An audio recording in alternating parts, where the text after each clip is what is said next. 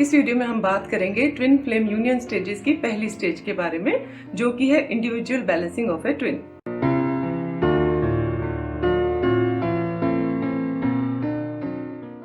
Hello, मैं हूँ ऋतु ओम और मैं हूं परम फ्रॉम twinflamescoach.com। हम मदद करते हैं ट्विन फ्लेम्स को इनर वर्क करने में और हम क्रिएट करते हैं ट्विन फ्लेम कोचेस। पिछले वीडियो में हमने 3 स्टेजेस जो यूनियन की है उसके बारे में बात की थी। जनरली सेपरेशन फेज स्टार्ट हो जाता है जबकि इनिशियल लव बबल स्टेज खत्म हो जाती है, और इनिशियल स्टेज वो होती है जिसमें कि आपको आपके ट्विन के प्रति बहुत ही प्यार फील होता है, और यही प्यार आपको इस रास्ते पे चलने के लिए कंपेल कर देता है। सेपरेशन को हम यूं भी कह सकते हैं कि इंडिविजुअल बैलेंसिंग स्टेज। और फिर स्टार्ट होती है इंडिविजुअल बैलेंसिंग की स्टेज, जिसमें कि आप क्लेंज करते हैं अपने अंदर के सारे भारी इमोशंस को। ये हैवियर इमोशंस हो सकते हैं जैसे कि शेम का, गिल्ट का, apathy, grief, fear, desire, anger, pride और भी कुछ ऐसे ही अपने सिस्टम से। ये हैवियर इमोशन जो हैं आपके चक्रस को ब्लॉक भी करते हैं, जिन्हें कि हम एनर्जी सेंटर्स भी कहते हैं। और अगर हम इन इमोशंस को क्लियर करते हैं तो आपका ओवरऑल जो एनर्जेटिक सिस्टम है वो क्लियर हो जाता है और बैलेंस में भी आ जाता है। यही वो समय है जब आपके अपने फियर्स और पास्ट ट्रॉमास जो हैं वो सरफेस पे आना शुरू होते हैं। इसका मतलब है कि वो सारे इवेंट्स आपके पास में जब भी आपने इन इमोशंस को फील किया है वो सारे फिर से आपकी लाइफ में रिपीट होंगे। एक एग्जांपल लेते हैं कि जैसे मान लेते हैं आपको धोखा सहना पड़ा था अपने इस जीवन में कहीं पास्ट में, तो हो सकता है कि वो सेम धोखा या चीटिंग फिर से आपके साथ रिपीट हो अब। या फिर अगर आपने किसी से झूठ बोला था पास्ट में, तो हो सकता है कि अब आपके सामने कुछ ऐसे इवेंट्स हों जिनमें कि लोग आपसे शरेआम झूठ बोल के चले जाते हैं। इस स्टेज से निकलना बहुत ही पेनफुल एक्सपीरियंस रहता है, क्योंकि सबसे पहले आप ये डिस्कवर करते हैं कि आपके साथ क्या हो रहा है, और फिर रास्ता ढूंढते हैं उन इमोशंस को रिलीज करने का जो कि ट्विन फ्लेम की वजह से ट्रिगर होती हैं। हमारे काफ़ी ज़्यादा स्टूडेंट इसी पेन की वजह से अपनी जर्नी को हमारे साथ स्टार्ट करते हैं, क्योंकि वो ये नहीं समझ पाते कि क्यों उनके साथ कोई चीट कर रहा है या उनके साथ झूठ बोल रहा है या एब्यूजिव बिहेवियर कर रहा है। और जब वो हमारे इनर वर्क प्रोग्राम की 6th क्लास तक पहुंच जाते हैं तो उस प्रोग्राम के अंदर जो हमें क्रियाज देते हैं और हायर टूल्स देते हैं, उसके द्वारा वो इन चीज़ों का आंसर उन्हें मिल जाता है कि ये सब उनके साथ क्यों हो रहा है और वो कैसे लोगों को और सर्कमस्टांसेस को अपने फेवर में चेंज कर सकते हैं। इस स्टेज में आप बहुत ही पेन को एक्सपीरियंस कर रहे होते हैं, और जब ये हीलिंग प्रोसेस चल रहा होता है और ये पेन कई बार रिलीज किया जाता है रोने से या फिर दूसरों पे गुस्सा करने से। गुस्सा खुद पे भी आ सकता है। ये जो साइकिल्स हैं पेन के, ये कई बार कुछ दिन लास्ट करते हैं, कुछ हफ्ते, कुछ महीने या ये कई सालों तक भी लास्ट कर सकते हैं। डिपेंड करता है कि आपके अंदर कितना दबा पड़ा है ये पुराना माल और आप कितने रेडी और ओपन हैं इसको फेस करने के लिए। कुछ लोग जो हमें अप्रोच करते हैं वो कई डिकेड्स से सेपरेशन में हैं।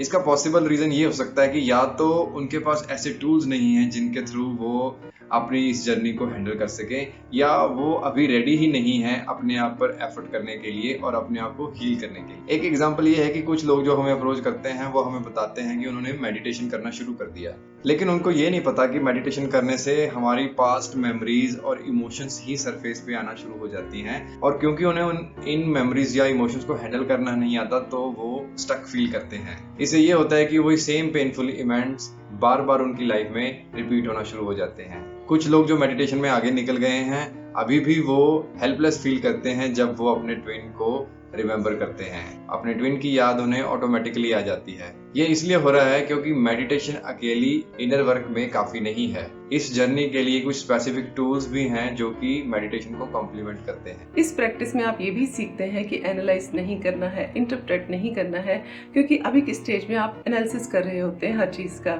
जैसे कि मान लीजिए आप एक वीडियो देख रहे हैं यूट्यूब पे और आपको 333 लाइक्स या 111 नजर आता है कमेंट्स में या कहीं और, तो आप इसके बारे में एनालिसिस इमीडिएटली स्टार्ट कर देते हैं कि क्यों मैं इस नंबर को देख रही हूँ। ये नंबर सिर्फ एक एश्योरेंस है आपके एंजल्स की तरफ से कि वो आपके साथ है।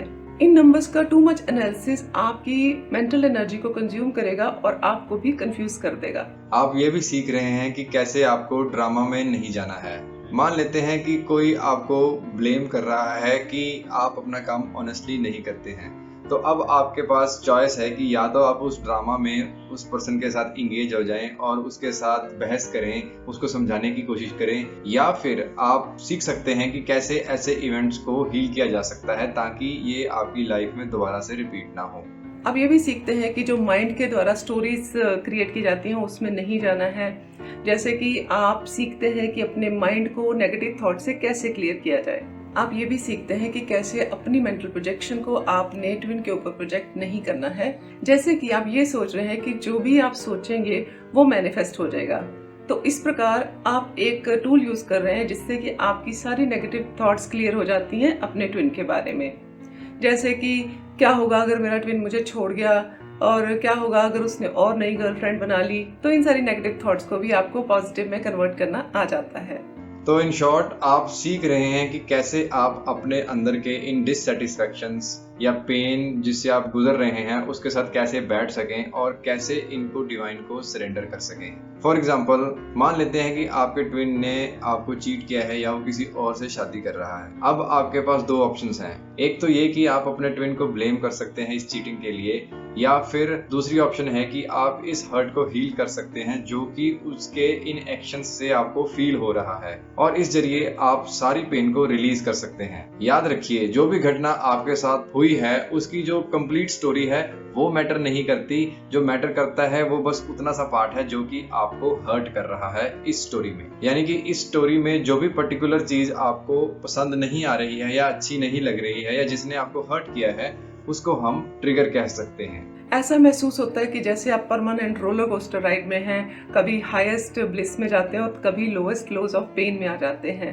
आप जैसे स्विंग कर रहे होते हैं आगे और पीछे, बिटवीन आपकी जो मैस्कुलिन है और फेमिनिन एनर्जीज के बीच में, और जैसे फियर और लव के बीच में। जब आपकी मैस्कुलिन एनर्जी डोमिनेट करती है तो ये रिजल्ट करती है ओवर थिंकिंग में और कंफ्यूज थॉट्स में, जो कि कुछ ना कुछ करना चाहती है। जब आप अपनी फेमिनिन एनर्जी में टू मच होते हैं तो ये रिजल्ट कर जाता है इमोशनल ब्रेकआउट्स का, ओवर फीलिंग का, और यूं लगता है कि जैसे कहीं जाके छुप जाए। जैसे कि बहुत सारे लोग जो हमें अप्रोच करते हैं जो कि इस रोलर कोस्टर स्टेज में होते हैं, तो हम जनरली उनको रिकमेंड करते हैं कि एक मेडिटेशन ट्राई करें, मीट द सोल, ताकि आपके ट्विन की हायर सोल से वो मिल सकें। चलिए मान लेते हैं कि वो अपने ट्विन को मेडिटेशन में मिलते हैं जो कि रो रहे हैं। अब क्या होता है, वो जो स्टूडेंट्स है वो हमसे पूछते हैं कि इसका क्या मतलब है। तो हम उनको सिर्फ यही कहते हैं कि आपको अभी किसी चीज को भी एनालाइज करने की कोई जरूरत नहीं है। हो सकता है कि आपका ट्विन सिर्फ अपनी इमोशंस ही रिलीज कर रहा हो, तो आपने क्या करना है, जस्ट लेट इट हैपन, इसको होने दें।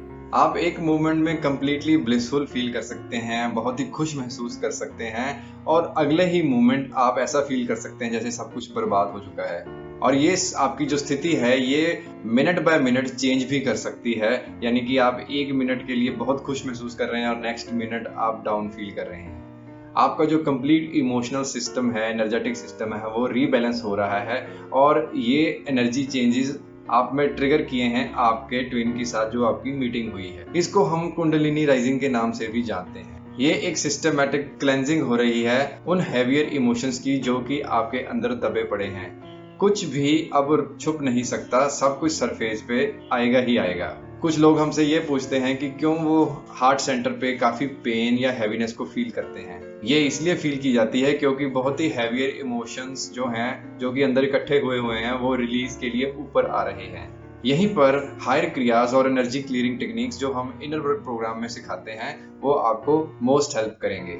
अगर आप किसी अपसेट स्टेट में हैं तो इस पेन को आप कुछ दिन जी सकते हैं, या फिर इनर वर्क की टेक्निक्स को यूज करके आप इस पेन को मिनटों में निकाल सकते हैं। तो जिस भी तरह का इनर वर्क आप कर रहे हैं उसी से ये डिसाइड होगा कि आप कितनी देर इंडिविजुअल बैलेंसिंग की स्टेज में रहते हैं। जो हमारे स्टूडेंट्स के साथ एक्सपीरियंस रहा है उसमें हमने ये देखा है कि 6 महीने के अंदर अंदर हमारे students most of the triggers को खुद ब खुद हैंडल करने लायक हो जाते हैं। फिर भी कुछ ऐसे इंटेंस ट्रिगर होते हैं जिन्हें वो खुद हैंडल नहीं कर सकते, तो उनके लिए हमारे सीनियर स्टूडेंट्स या हमारी डायरेक्ट गाइडेंस उन्हें हेल्प करती है। आप 1111 हर जगह देखना शुरू करते हैं, जो कि ये बताता है कि आपकी एक नई लाइफ स्टार्ट हो रही है, आपकी एक नई बिगिनिंग हो रही है। ये एक ऐसा इनविटेशन है कि आप अपने पुरानी चीज़ों को छोड़ दें, फेक 3D वर्ल्ड की लाइफ को छोड़ दें और अपनी जो ट्रू एसेंस है, ट्रू पर्पस है, उसकी तरफ आप आगे बढ़ें। तो हम कौन से 3D सेल्फ और 3D लाइफ की बात कर रहे हैं? तो उसके लिए चलिए एक एग्जाम्पल लेते हैं। जैसे कि समझ लीजिए आप एक जासूस हैं जिसको कि नेबरिंग कंट्री में जाना है वहाँ से इंफॉर्मेशन कलेक्ट करने, और जो दूसरी कंट्री है उसकी बहुत स्ट्रिक्ट सिक्योरिटी सिस्टम है, तो वो आपकी ब्रेन स्कैनिंग करते हैं ताकि वो जो पर्सन है जो उनकी कंट्री में एंटर कर रहा है उसकी मोटिव्स जान सके, उसकी इंटेंशंस जान सके। सो अगर आप वहाँ जाते हैं तो आपका ब्रेन चेक होगा तो और उनको आपके बारे में पता चल जाएगा, आपकी मेमोरीज के बारे में पता चल जाएगा, तो वो आप ये जान जाएंगे कि आप एक जासूस हैं। तो इस सिक्योरिटी चेक को बाईपास करने के लिए आपके ब्रेन की रीमैपिंग की गई एक टेक्नोलॉजी के साथ, और आपकी सारी मेमोरीज को डॉर्मेंट कर दिया गया ताकि वो स्कैन के दौरान ऊपर ना आए। इस प्रोसेस का डाउनसाइड ये है कि आप भी उन मेमोरीज को पढ़ नहीं सकते जब तक कि आपको किसी के द्वारा रिमाइंड ना कराया जाए या आप कोई स्पेशल प्रैक्टिसेस फॉलो करके इनको रिमेम्बर कर सकें। सो आपके ब्रेन को रीमैप किया गया और उसमें मान लेते हैं राकेश या रीना नाम के किसी पर्सन की मेमोरीज डाल दी गई। तो इस तरह से आप सिक्योरिटी चेक को बाईपास कर सकते हैं और उस कंट्री में एंटर कर सकते हैं। पर क्योंकि आप भी अपना सब कुछ भूल के आए हैं तो अब आपको खुद को भी नहीं पता कि आप यहाँ क्या करने आए हैं या आप कौन हैं। सो आप अब वहाँ पे एक ऐसी जिंदगी जीने की कोशिश करेंगे जो कि शायद राकेश या रीना ने वहाँ पे जीनी थी। इसी स्पाई की तरह, इसी जासूस की तरह, मास्टर सोल जैसे कि आप हैं, आपने वॉलंटियर किया था गॉड का एक एजेंट बनने को और एग्री किया था इस धरती पे आने को फॉर द अपलिफ्टमेंट। आपने एक सर्टन फैमिली में जन्म लिया और आपने पिछला साथ भूल गया, यानी कि जो पुरानी मेमोरीज आपकी डोरमेंट होगी आपके सबकॉन्शियस माइंड में, और आपको एक नाम दिया गया राकेश या रीना या कोई भी। तो आपकी फैमिली और आपके आसपास लोगों ने आपको कुछ नॉलेज दी एज पर देम, जो कि उनका अल्टीमेट ट्रुथ था, यानी कि उन्होंने आपको कंडीशन किया और वही कंडीशनिंग जो होती है वो आपकी करंट मेमोरीज बन जाती है और आप अपनी ये लाइफ उसी कंडीशनिंग में रह के जीते हैं। जब आप अपने ट्विन से मिलते हैं तो ये इवेंट आपके अंदर की डोरमेंट मेमोरीज को ट्रिगर कर देता है, जगा देता है, और अब आप इस स्ट्रगल में हैं कि ये सब आपके साथ क्यों हुआ। ज़्यादातर इंसान जो हैं वो चेंज से डरते हैं, सो इसलिए आप भी बाकी लोगों की तरह राकेश या रीना की तरह ही जिंदगी को जीना चाहते हैं। ये जो रेजिस्टेंस है चेंज होने के लिए, ये आपके दिमाग में उथल पुथल क्रिएट कर देती है, और इस उथल पुथल की वजह से, इस कॉन्फ्लिक्ट की वजह से आप बहुत सेंसिटिव और वल्नरेबल फील करते हैं हर चीज़ के प्रति। अब आप लोगों से दूर रहना शुरू कर देते हैं और आपको नेचर या पानी की तरफ अट्रैक्शन होती है ताकि आप रीबैलेंस हो सके। आप चाहते हैं कि आपकी लाइफ में पीस और शांति हो। जो भी आप अपनी सेंसेस के द्वारा, 5 इंद्रियों के द्वारा पिक करते हैं वो भी इंटेंसिफाई हो जाता है, यानी कि बढ़ जाता है। हो सकता है आपको साउंड या नॉइज अब ज़्यादा बॉदर करती है पहले के मुकाबले। आपकी जर्नी की ये स्टेज बहुत एग्जॉस्टिंग और बहुत टायरिंग होती है, क्योंकि जो आपकी पुरानी आइडेंटिटी है राकेश या रीना की, वो अब खत्म हो रही है। सो 11-11 का मतलब है कि यूनिवर्स आपसे कह रहा है कि अपनी पुरानी आइडेंटिटी को, अपनी फेक 3D सेल्फ को, लाइफ को अब छोड़ो और अपनी ट्रू सेल्फ में राइज करो, खड़े हो और अपने ट्रू लाइफ पर्पस की तरफ आगे बढ़ो। और ये समय होता है जब आप अपनी ईगो का सरेंडर करें, बट आपकी ईगो फाइट करती है ताकि वो अपनी पोजीशन को मेंटेन कर सके। तो ईगो जो है वो आपकी बॉडी की आइडेंटिटी है, जो कि आप सोचते हैं कि मैं राकेश हूँ या मैं रीना हूँ। आप सोचते हैं कि so and so person is आपके फादर हैं, वो मदर हैं, या ये आपके भाई हैं, बहन है या चिल्ड्रन हैं। और अब ये आइडेंटिटी खत्म होने लग जाती है और आपकी ईगो आपके अंदर हर तरह का डर पैदा करती है ताकि आप अपने रेगुलर 3D बिहेवियर के कंफर्ट जोन में जा सकें। और इसीलिए जो फियर्स होते हैं या इमोशंस होती है वो बहुत इंटेंस होती है। आपको जिन चीज़ों से डर लगता है बहुत ज़्यादा, वो चीज़ें सरफेस पे आने लग जाएंगी, जैसे कि ये एक फियर कि आपको छोड़ दिया जाएगा या दूसरा पार्टनर डिवोर्स ले लेगा, या आप अपने बच्चों को खो देंगे, या जॉब खो देंगे, या आपको ह्यूमिलिएट किया जाएगा, या ट्विन की शादी हो जाएगी। इस तरह की बहुत सारे आपको फियर आने लग जाते हैं। बहुत सारे ट्विन फ्लेम हमें अप्रोच करते हैं इसी फियर्स और पेन्स का कारण जानने के लिए जो कि उनकी ज़िंदगी में हो रहा है। जैसा कि हमने पहले कहा, हम क्रिया सिखाते हैं और टूल्स सिखाते हैं अपने स्टूडेंट्स को, ताकि वो खुद ही अपने इस पेन को, अपने इस फियर को हैंडल कर सके। लेकिन अगर आप हमारे स्टूडेंट नहीं हैं और फिर भी इस तरह की सिचुएशन से गुजर रहे हैं, तो हम आपको यही कहेंगे कि आप इस पेन से निकलिए और इसको कम्प्लीटली जी लें, ताकि ये आपको बॉदर करना ही बंद कर दे। बिना शक के ये बहुत मुश्किल प्रोसेस है और बुरी खबर ये है कि सभी ट्विन फ्लेम कपल्स इसमें से पास थ्रू नहीं होते, क्योंकि इस स्टेज में आने का मतलब है कि आपको सब कुछ लेट गो करना पड़ेगा, जो कि आपको अब तक लग रहा था कि सच है। लेट गो का ये मतलब नहीं है कि आपको अपने रिलेशंस को छोड़ना है या जो भी आपके पास है उसको छोड़ना है। लेट गो का मतलब सिर्फ ये है कि आपको अपनी अटैचमेंट्स को छोड़ना है, अपने रिश्तों से, ऑब्जेक्ट्स जो भी आपके पास हैं, प्रॉपर्टी है या अपनी जो भी है अपने आइडेंटिटी बनाई हुई है उसके साथ। जैसे कि अगर आप खुद को राकेश या रीना समझते हैं तो आपको इसको भी लेट गो करना है और एक फ्रेश स्टार्ट लेना है। ये स्टेज मेजर लाइफ चेंजेस मांगती है आपसे, ताकि आप खुद के प्रति कंप्लीटली सच्चे हो सकें और ऑथेंटिक हो सकें। इसका मतलब है कि हो सकता है आपको आने वाले समय में अपना करियर चेंज करना पड़े या रेजिडेंस चेंज करना पड़े या अपनी प्रायोरिटीज को बदलना पड़े। यहाँ पे ये भी रिक्वायर्ड है कि आपको अपने सभी डरों को फेस करना पड़ेगा और उनको हील या रिजॉल्व करना पड़ेगा किसी न किसी तरीके से। और बिना शक ये सब कुछ बहुत पेनफुल होता है। अगर आप ये सवाल पूछ रहे हैं कि ये ट्विन फ्लेम फिनोमेना आपके साथ क्यों हुआ, तो अभी हम सिर्फ आपको यही रिकमेंड कर सकते हैं कि क्योंकि ये ऑलरेडी आपके साथ हो चुका है, तो बेटर है कि आप एक रास्ता ढूंढें जिससे कि इस प्रोसेस को सॉर्ट आउट किया जा सके, बजाय कि इसको सप्रेस करने के या बजाय कि इसके बारे में कंप्लेन करने के। तो क्या हम ये जो इतनी स्ट्रगल कर रहे हैं, क्या ये वर्थ है? हाँ, ये वर्थ है।